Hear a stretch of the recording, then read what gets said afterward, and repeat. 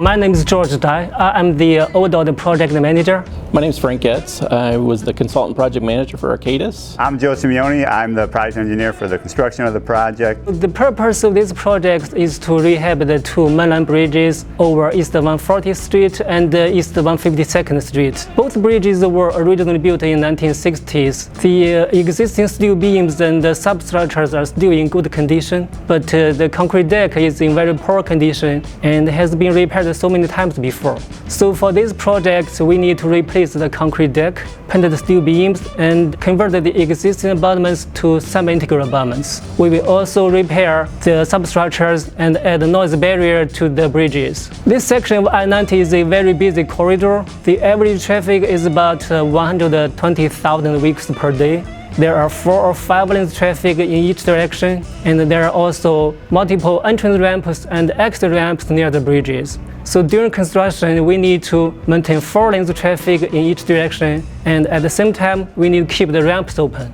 As George mentioned, maintenance of traffic was critical to this project with the high volume of traffic on Interstate 90. So when we started this project, we did a study phase that involved a maintenance of traffic alternatives analysis. And in that, we looked at 4 different maintenance of traffic options. So out of those 4 options, the contraflow construction option stood out. It was the least amount of cost and it was the shortest construction duration from all the different projects. We took an inside-out approach where we built the median lanes first and then basically worked our way out. It took 6 total phases to complete. Another kind of unique thing that we came across in this project was we installed noise barriers on the bridges. In this section of Interstate 90, there actually were noise barriers already installed, but they had basically stopped and left them off the bridges because the existing bridges weren't able to accommodate those. Part of our design included additional analysis and design for the bridge deck cantilevers to accommodate the extra weight from the noise barriers and wind loading from those, as well as their attachment to the structure, and also analysis of the existing beams that we're reusing for the project.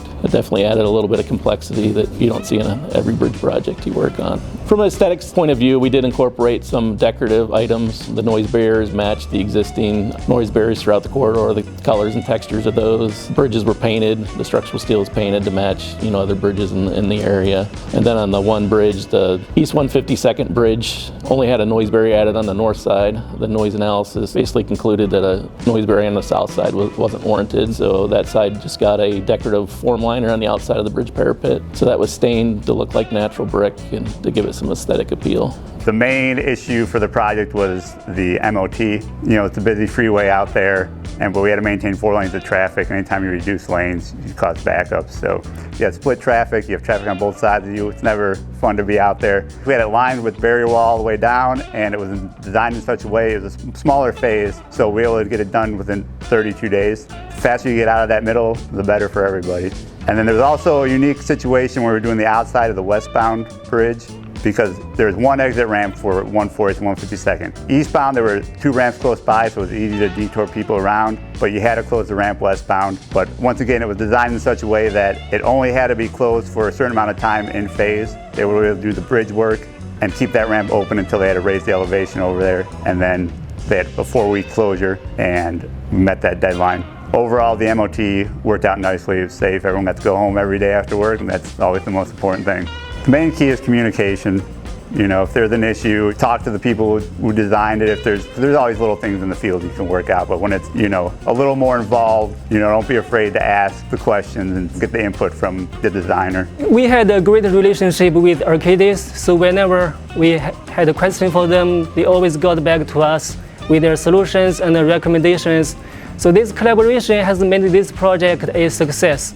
I would like to say thank you to Arcadis for their support on this project during both design and construction. We had a good working relationship with the district. They were very quick in responding anytime we had questions or needed a response for something. They were timely with their plan reviews. So overall, I think the project went very well. I've driven the project several times. You get a sense of accomplishment seeing something completed. I mean, that's been a rewarding part of our industry is being able to see that on a regular basis. Something we design and is used by thousands of people a day.